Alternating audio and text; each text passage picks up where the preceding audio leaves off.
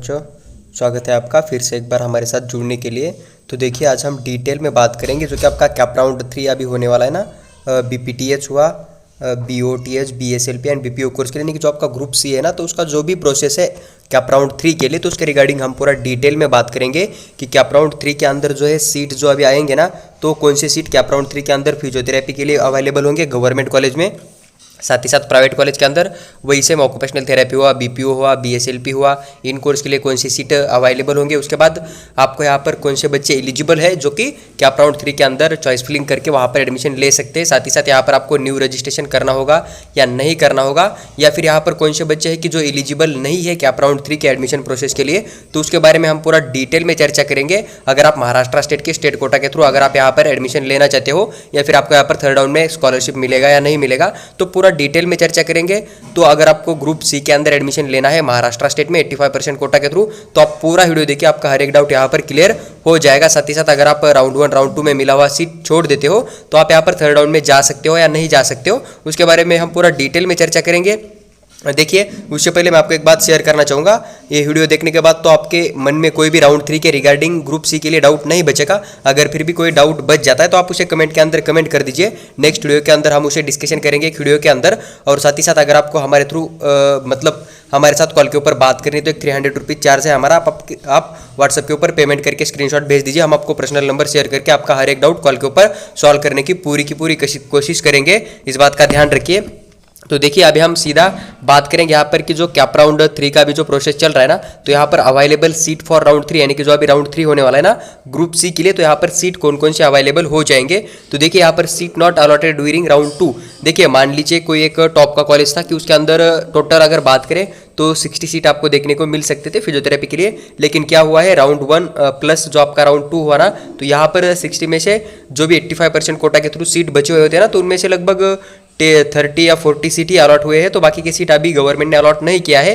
तो बचे हुए जितने भी सीट जो कि गवर्नमेंट ने राउंड 1 राउंड 2 में अलॉट करके जितने भी सीट पीछे रखे थे ना, तो पूरे के पूरे सीट जो आपके थर्ड राउंड के अंदर मतलब अलॉट किया जाएगा। इस बात का ध्यान रखिए, यानी कि कोई कॉलेज है उसका 85% कोटा के थ्रू, मान लीजिए कि टोटल 85% कोटा के थ्रू अगर उसके 80 सीट अवेलेबल है, उसमें से राउंड 1 प्लस राउंड 2 के अंदर सिर्फ यहाँ पर इन्होंने 30 सीटें अलॉट किया है। तो बचे हुए जो भी आपके यहाँ पर 50 सीट है ना, तो ये आपके थर्ड राउंड के अंदर अलॉट किया जाएगा। इस बात का ध्यान रखिए, यानी कि राउंड 1 राउंड 2 के अंदर जो भी सीट अलॉटमेंट नहीं होगा, वो पूरे के पूरे सीट जो है आपके थर्ड राउंड के अंदर अलॉट किया जाएगा। ग्रुप सी के लिए वहाँ पर बीपीटीएच का गवर्नमेंट भी आया, बीपीटीएच का प्राइवेट भी आया, और जो आपके अदर कोर्स है ग्रुप सी के अंदर उनका भी आ गया। इस बात का ध्यान रखिए। उसके बाद देखिए, seat vacant due to the non joining. मान लीजिए कि कोई बच्चा उसे राउंड 1 के अंदर सीट मिला था, फिर राउंड 2 के अंदर सीट मिला, लेकिन उस बच्चे ने जो कॉलेज को ज्वाइन नहीं किया, तो उसके जो सीट बचेंगे ना, वो सीट भी आपको यहाँ पर थर्ड राउंड के अंदर अलॉट किया जाएगा। इस बात का ध्यान रखिए ग्रुप सी के लिए। उसके बाद cancellation by the student allotted in round 2। मान लीजिए कि आपको राउंड 2 के अंदर कोई वाई नाम का कॉलेज मिला था, लेकिन आपने क्या किया, वहां पर जाके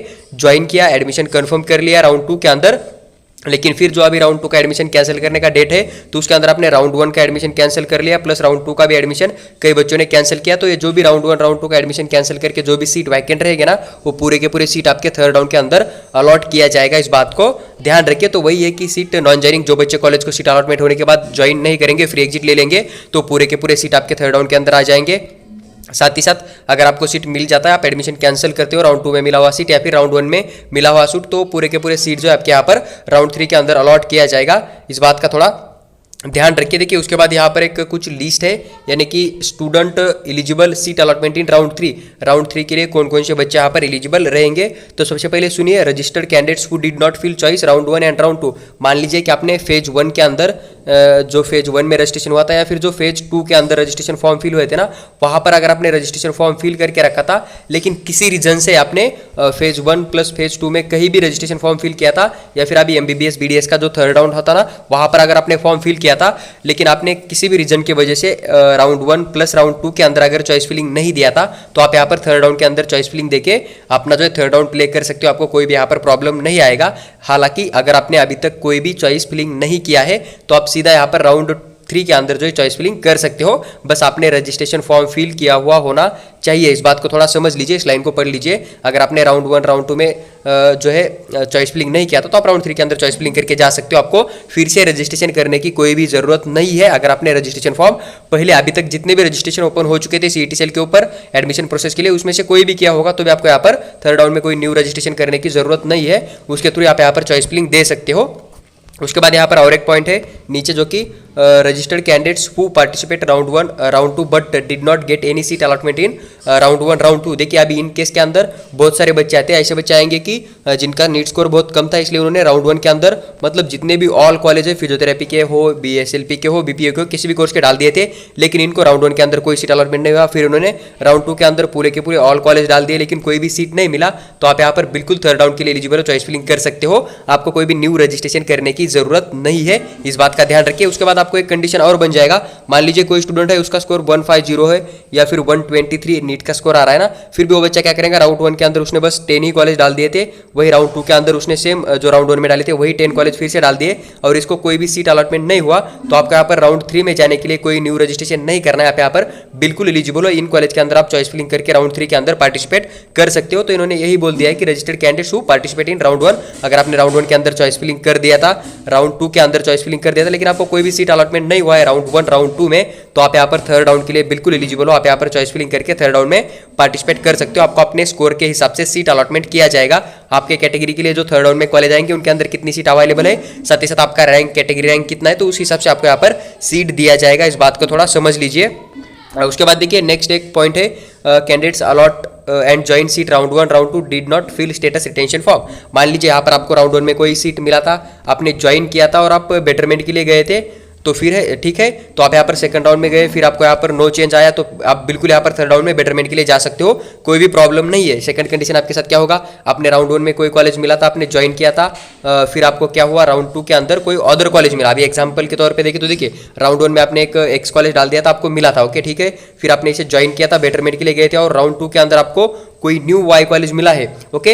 अगर आपका राउंड 1 का एक्स कॉलेज था तो आपको राउंड 2 के अंदर वाई कॉलेज मिला है, तो आपको क्या करना पड़ेगा, जो एक्स कॉलेज के अंदर आपने डॉक्यूमेंट प्लस फीस दिया था, डॉक्यूमेंट प्लस जो भी आपने डिमांड ड्राफ्ट के फॉर्मेट में फीस दिया था ना, पूरा का पूरा रिटर्न लेना पड़ेगा। वो पूरा का पूरा लेके आप यहाँ पर आके वाई कॉलेज के अंदर सबमिट कर सकते हो। आप थर्ड राउंड में के बेटर के लिए थर्ड राउंड में बेटरमेंट के लिए जा सकते हो, तो आपका वाई कॉलेज के अंदर सीट बुक हो जाएगा, इस बात को समझ लीजिए। उसके बाद कंडीशन आपके साथ क्या होगा कि आपको राउंड 1 में कोई कॉलेज मिला था, आपने फ्री एग्जिट ले लिया था, ठीक है। उसके बाद आपने राउंड 2 में चॉइस फिलिंग किया, आपको राउंड 2 के अंदर कोई कॉलेज मिला, आप यहाँ से फ्री एग्जिट लेना चाहते हो, तो आप थर्ड राउंड में जा सकते हो, आपको कोई प्रॉब्लम नहीं आएगा, आपको न्यू रजिस्ट्रेशन करने की जरूरत नहीं होगी। लेकिन हो गया तो आप कर लीजिए, लेकिन आपका रजिस्ट्रेशन नहीं होगा तो आप यहाँ पर बिल्कुल राउंड 2 के अंदर फ्री एग्जिट लेके राउंड 3 के अंदर जा सकते हो, कोई प्रॉब्लम नहीं आएगा। लेकिन एक बार जब रजिस्ट्रेशन विंडो ओपन हो जाएगा तब आप अलाइड कोर्स के लिए रजिस्ट्रेशन करके देखिए, हो गया तो कर लीजिए, नहीं होगा तो आप यहाँ पर बिल्कुल थर्ड राउंड के लिए बिल्कुल एलिजिबल हो, राउंड 2 में फ्री एग्जिट लेने के बाद भी। बस आपके साथ क्या हो जाएगा कि जो आपको राउंड 2 के अंदर कोई भी मान लीजिए XY नाम का कॉलेज मिला था ना, तो ये कॉलेज आपके हाथ में नहीं रहेगा। अगर थर्ड राउंड के अंदर आपसे ज्यादा स्कोर करने वाला बच्चा अगर इस एक्स कॉलेज को चॉइस फिलिंग के अंदर डाल देगा ना, तो इसका सीट उसे अलॉट किया जाएगा, आपको नहीं दिया जाएगा, इस बात का ध्यान रखिए। लेकिन अगर आप वही सेकंड राउंड में जो कॉलेज अलॉट हुआ है उसे ज्वाइन करके रखते हो तो आपका कॉलेज जो पक्का हो जाएगा, इस बात को समझ लीजिए। फिर आपको थर्ड राउंड में अगर ज्यादा स्कोर वाले बच्चे भी उसी कॉलेज को डालेंगे तो उनको नहीं दिया जाएगा, वो आपको ही दिया जाएगा, इस बात का थोड़ा ध्यान रखिए। इसलिए आप अगर ज्वाइन कर सकते हो तो आप ज्वाइन करके बेटरमेंट के लिए जा सकते हो, आपके लिए एक बेटर ऑप्शन वही रहेगा।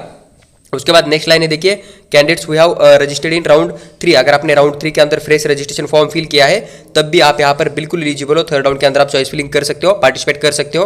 उसके बाद अगर थर्ड में कोई सीट नहीं मिलता है तो फोर्थ राउंड के अंदर भी आप पार्टिसिपेट कर सकते हो, और फोर्थ में भी कोई सीट नहीं मिलता है तो आप स्पॉट राउंड के अंदर जाके ओपन कैटेगरी का फीस भर के अपना एडमिशन जो है डायरेक्ट कॉलेज के अंदर जाके ले सकते हो, आपको कोई प्रॉब्लम वहाँ पर क्रिएट नहीं होगा। लेकिन जिन बच्चों को ऑनलाइन सीट अलॉटमेंट होता है ना, वो स्पॉट राउंड के लिए एलिजिबल नहीं होते, इस बात को थोड़ा समझ लीजिए। देखो उसके बाद वही बात है कि एक और पॉइंट इन्होंने यहाँ पर मेंशन किया है कि candidates will have to fill fresh preference for round 3, यानी कि राउंड 3 जो आपका कंडक्ट किया जाए ना, यहाँ पर आपको चॉइस फिलिंग जो है फिर से करना पड़ेगा। यानी कि आपने जो राउंड 1 के अंदर या फिर राउंड 2 के अंदर जो भी कॉलेज डाल दिए थे ना, 10, 20 जो भी आपने नंबर के कॉलेज डाल दिए तो आपके किसी काम के नहीं है, आपको राउंड 3 के लिए यहाँ पर फिर से चॉइस देना ही होगा, इस बात को समझ लीजिए। मान लीजिए कि आपका स्कोर बहुत ज़्यादा है, मतलब आपको ईजी सीट मिल सकता है, लेकिन आपने वही कॉलेज अगर नहीं डाले फिर से राउंड 3 के अंदर तो आपको कोई भी सीट अलॉटमेंट नहीं किया जाएगा, यानी कि राउंड 3 के अंदर आपको चॉइस फिलिंग देना कंपलसरी है। इस बात को समझ लीजिए। आपका जो प्रीवियस चॉइस फिलिंग था ना वो कंसीडर किया जाएगा, जीरो माना जाएगा, नूल या वाइड माना जाएगा। इस बात को थोड़ा समझ लीजिए। तो राउंड 3 के अंदर आपको फिर से एक बार चॉइस फिलिंग करना कंपलसरी है, इस बात को समझ लीजिए। उसके बाद देखिए नीचे कुछ पॉइंट इन्होंने मेंशन किया है कि देखिए ये हो गया कि एलिजिबल स्टूडेंट कौन थे, किनको सीट अलॉटमेंट किया जाएगा।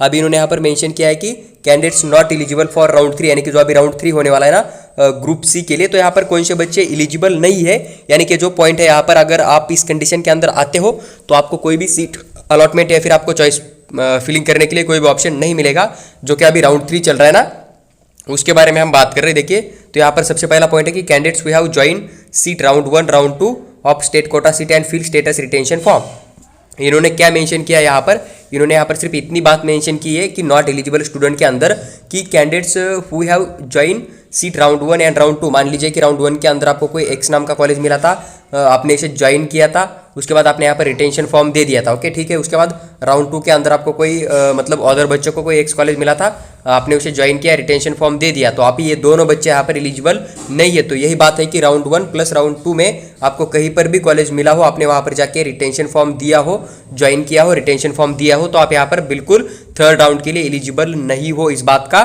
ध्यान रखिए, आप थर्ड राउंड के लिए नहीं जा सकते हो अगर आपने रिटेंशन फॉर्म फिल किया था।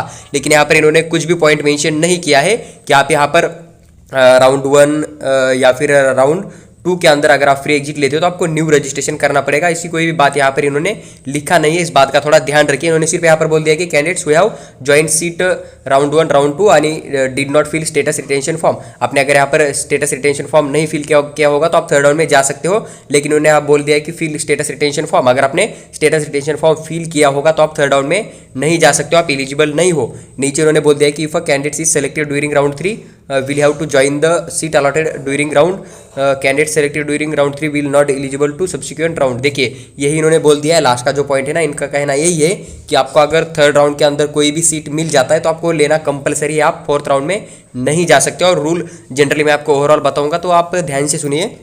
अगर आपको अभी तक राउंड 1 प्लस राउंड 2 प्लस अभी जो राउंड 3 होने वाला है ना, तो इसके अंदर अगर आपको कोई भी सीट अलॉटमेंट हो जाता है तो आप यहाँ पर फोर्थ राउंड में नहीं जा सकते हो। साथ ही साथ आप यहाँ पर स्पॉट राउंड जो आपका डायरेक्ट एडमिशन देके एडमिशन होता है ना, ओपन कैटेगरी का फीस देके कॉलेज के अंदर बात करके, तो वो स्पॉट राउंड के लिए भी आप एलिजिबल नहीं हो, क्योंकि स्पॉट राउंड में एक एलिजिबल कैंडिडेट्स का लिस्ट आता है तो वहाँ पर आपका नेम नहीं आएगा। इस बात को आप थोड़ा समझ लीजिए। और एक बात मान लीजिए कि अगर आपको राउंड 1 में कोई कॉलेज मिल जाता था, पसंद नहीं आता तो आप राउंड 2 में बेटरमेंट के लिए जा सकते थे।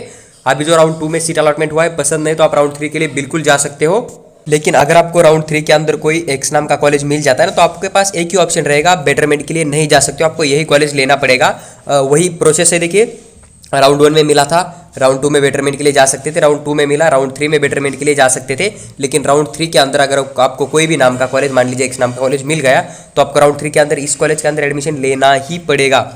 अगर आप एडमिशन नहीं लेते हो तो आपको एडमिशन कैंसिल करना पड़ेगा। अगर कैंसिल करते हो तो आप यहाँ पर जो भी आगे कंटिन्यू फोर्थ राउंड हो जाएगा या फिर प्लस फिफ्थ राउंड हो जाएगा या फिर जो भी आपका स्पॉट राउंड हो जाएगा ना, तो वहाँ पर आप बिल्कुल एलिजिबल नहीं रहोगे। आपको क्या चूज़ करना है, थर्ड राउंड में जो कॉलेज मिला है ना वही कॉलेज चूज़ करना पड़ेगा। एक तो लेना पड़ेगा, एक तो छोड़ना पड़ेगा। अगर आप छोड़ सकते हो तो बिल्कुल छोड़ सकते हो, ड्रॉप कर सकते हो। ड्रॉप करके नेक्स्ट ईयर नीट का एग्जाम देके आप फिर से काउंसलिंग में पार्टिसिपेट करके एडमिशन ले सकते हो। लेकिन आपके पास ऑप्शन नहीं रहेगा, फिर आप बेटरमेंट के लिए नहीं जा सकते हो। तो जिन बच्चों को थर्ड राउंड तक सीट अलॉटमेंट हो सकता है ना, तो बच्चे यहाँ पर नेक्स्ट प्रोसेस के लिए एलिजिबल नहीं होंगे। इसी बात को इन्होंने यहाँ पर साफ साफ मेंशन किया हुआ है, इस बात का आप ध्यान रखिए।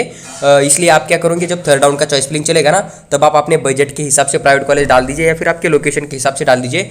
जिस कॉलेज के अंदर आपको जाना नहीं है उस कॉलेज को चॉइस फिलिंग के अंदर मत डाल दीजिए, क्योंकि आप थर्ड राउंड के अंदर बहुत ज़्यादा कॉलेज डालोगे, आपको जहाँ जाना नहीं है वो भी डाल दोगे। अगर वहाँ पर सीट अलॉटमेंट हो गया तो आप फोर्थ राउंड के लिए प्ले नहीं कर सकते, फोर्थ राउंड में प्ले नहीं कर सकते। तो आपके स्कोर के हिसाब से फोर्थ राउंड में वो कॉलेज मिल भी सकता था आपको, लेकिन आपने गलत काउंसलिंग किया, इस वजह से आप वहाँ पर आउट हो जाएगा और आपको 1 साल का ड्रॉप लेना पड़ेगा। इस बात का ध्यान रखिए। इसलिए थर्ड राउंड में आपको जो कॉलेज चाहिए ना 100% जिसके अंदर आप कंफर्टेबल हो, जो कॉलेज आपको लेना ही है, उसी कॉलेज को आप थर्ड राउंड के अंदर चॉइस फिलिंग के लिए डाल देना।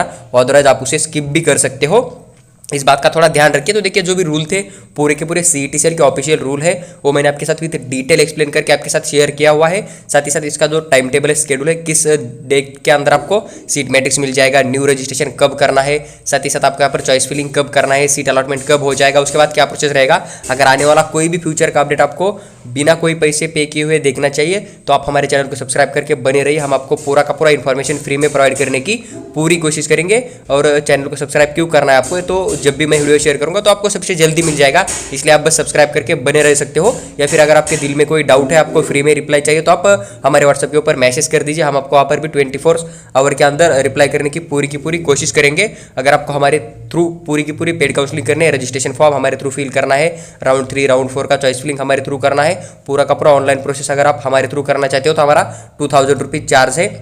इसके अंदर हम आपको कैटेगरी वाइज फीस स्ट्रक्चर की भी डिटेल में इन्फॉर्मेशन देंगे, PDF भी दे देंगे, किस कॉलेज में आपको कितना फीस पे करना होगा। उसके बाद आपको अगर कैटेगरी के वाइज लिस्ट चाहिए कॉलेज का, या फिर आपको कट ऑफ के वाइज लिस्ट चाहिए, या फिर रैंक के वाइज की लिस्ट चाहिए, तो वो भी हम आपको प्रोवाइड करेंगे। साथ ही साथ आपका रजिस्ट्रेशन फॉर्म फिल करना, चॉइस फिलिंग करना, हर राउंड का आपको सिलेक्शन, अगर किसी कॉलेज के अंदर सिलेक्ट हो जाते हो तो वहाँ पर डिमांड ड्राफ्ट किस नाम से बनाना है, कितने रुपए का बनाना है, तो पूरा का पूरा इन्फॉर्मेशन हम आपके साथ शेयर करेंगे। साथ ही साथ अगर आपको कोई सीट अलॉटमेंट हो जाता है तो उसका सिलेक्शन लेटर भी हम आपको डाउनलोड करके शेयर करेंगे।